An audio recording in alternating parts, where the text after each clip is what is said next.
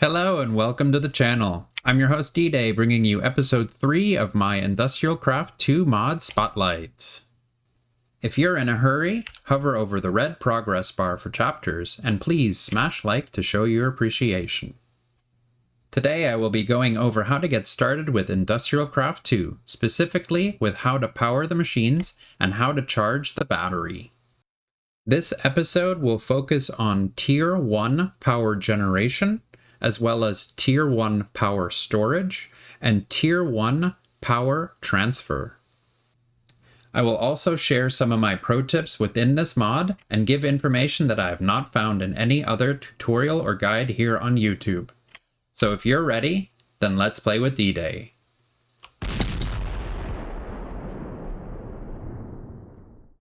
Okay, so first off, we will need to make the Industrial 2 coal generator. This, of course, will burn coal and turn it into the power source required for the mod, which is called EU power. If you're in a pinch, you can burn anything that burns in a vanilla furnace, as well as cactus and sugarcane. So in my opinion, building a vanilla sugarcane farm or a vanilla cactus farm would complement this mod very much. Oh, hi, Mark. Okay, so now for a little bit of math. The IC2 generator produces 10 EU a tick, and the Tier 1 cables in either regular tin or insulated tin, the only difference is the insulated ones won't shock you, these can transfer a total of 32 EU a tick. So, simple math, 3 generators, 10 each, 30 EU a tick going through the cable, because if you do more than what the cable can handle, it will actually burn up and the item will disappear. So let's go ahead and put the generators right here like this. I'm going to stagger them. 1, 2, 3. All right, so we can keep this in check by making the Batbox, which is the Tier 1 power storage. The Batbox can handle up to 32 EU a tick before exploding. So don't send more power through it than 32 EU a tick, or else you will lose the block.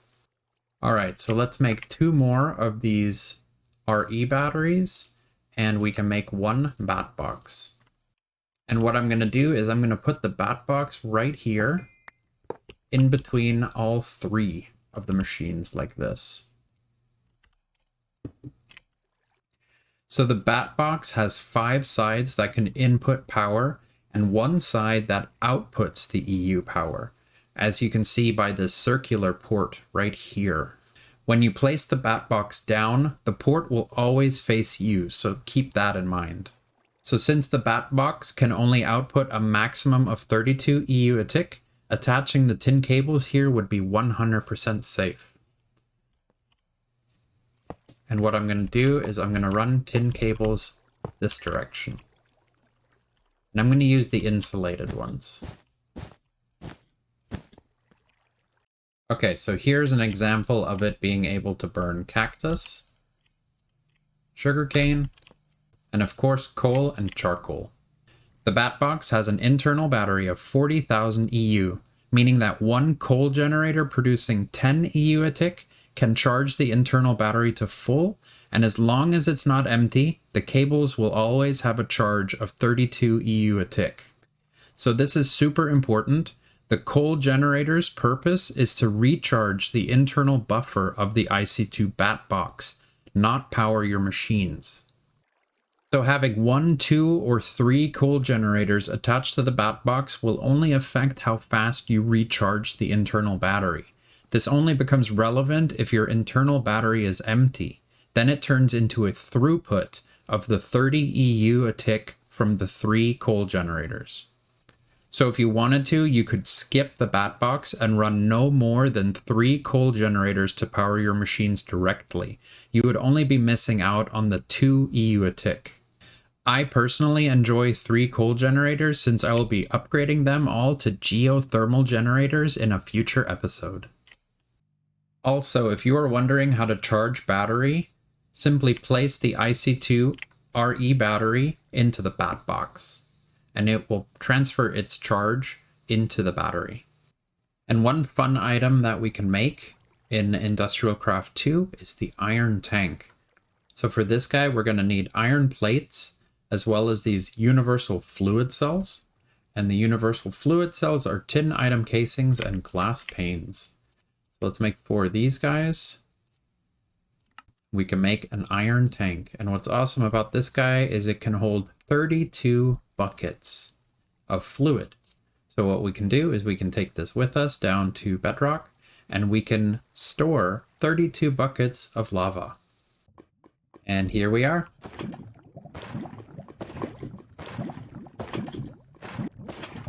I've already lost count.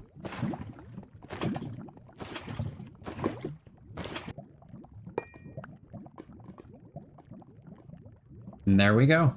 32 buckets of lava. And boop. There we go. We also have these iron storage boxes, which are pretty cool because they store the items even when broken. So if we make one of these guys and put it down, it has inventory space, and if we put something inside,